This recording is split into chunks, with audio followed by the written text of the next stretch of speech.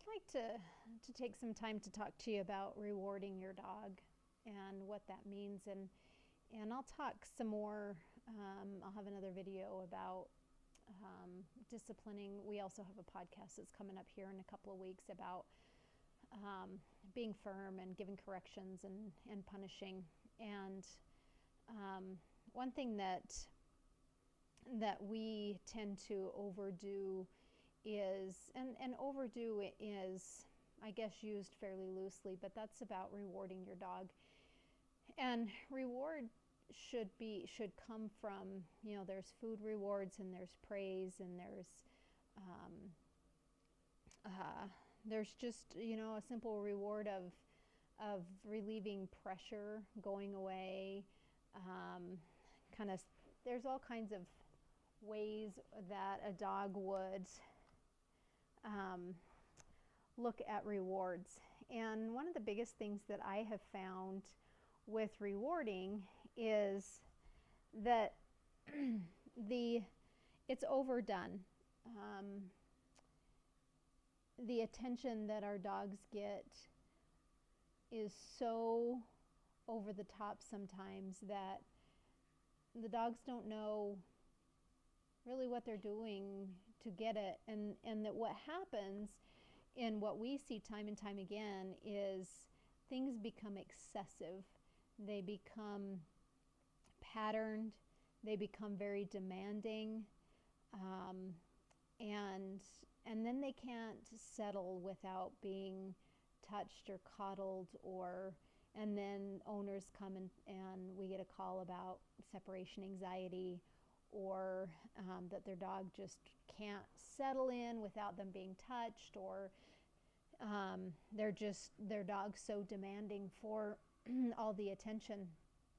And the important piece to all of this is reward for super behavior. Don't reward for expected behavior. Expected behaviors would be, don't jump. And I'm not going to lavish love all over you and go, oh, thanks for not jumping on me. That's an expected behavior. And if you jump on me, there's consequences for doing that. But I'm not going to reward you when you don't jump on me, and I'm not going to reward you after you get done jumping on me.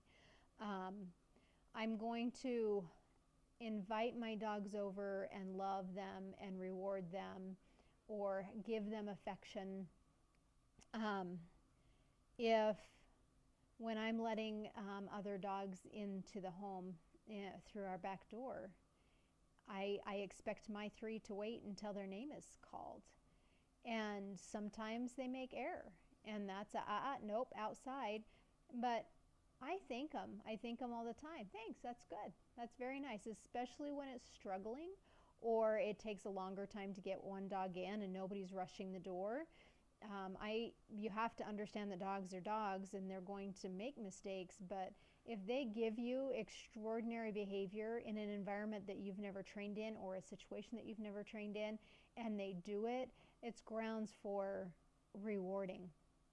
I'm not going to reward you for not jumping, for not jumping up on the counter. That's an expected behavior. So I want you to think about rewarding your dog and how you reward your dog and what are your expected behaviors around the house. And those shouldn't, after the dog has learned what those expected behaviors are, there shouldn't be rewards for that all the time. You shouldn't have to touch your dog all the time. It's fine if you want to, but it shouldn't be that your dog is demanding that attention because you've touched them constantly.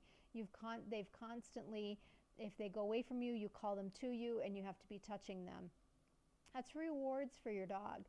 And then what happens is they start pestering company when they come over, or you have new roommates and your roommates are complaining about your dog because they're so needy and they're so demanding because you're getting in the cupboard to give them a cookie every second that they look at you just right.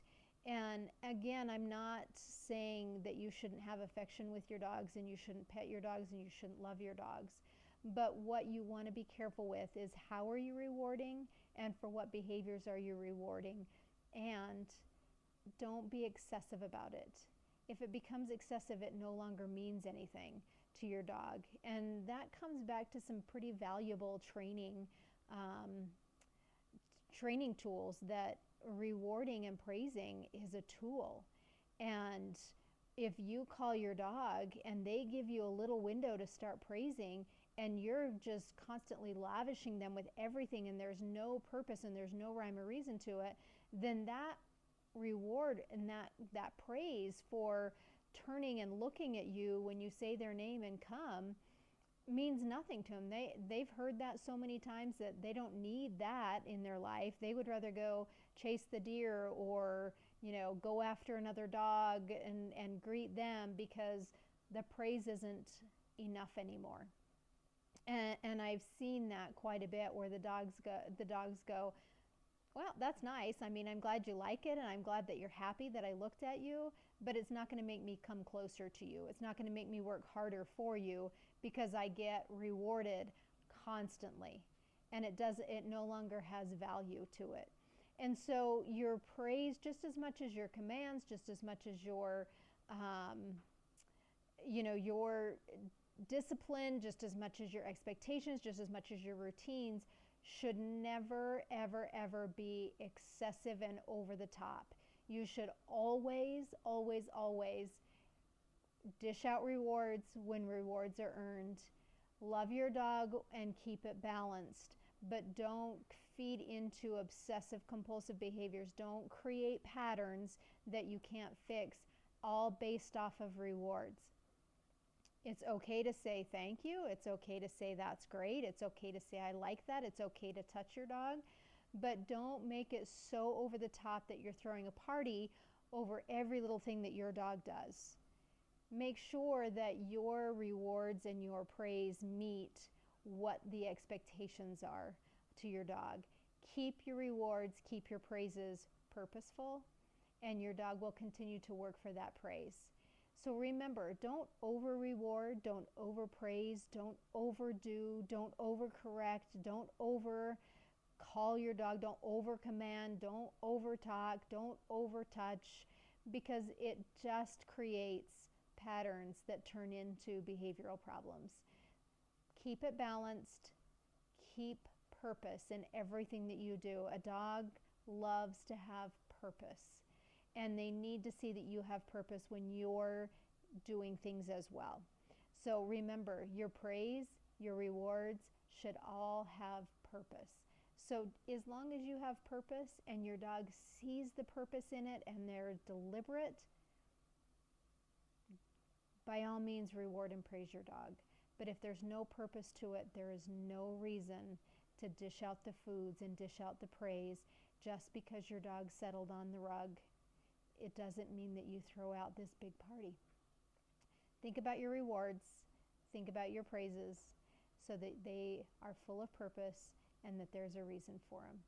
If you have any questions on rewarding, if you're over rewarding or you're not rewarding enough, or your dog's just ignoring that praise or that reward, please shoot us a question in the forum.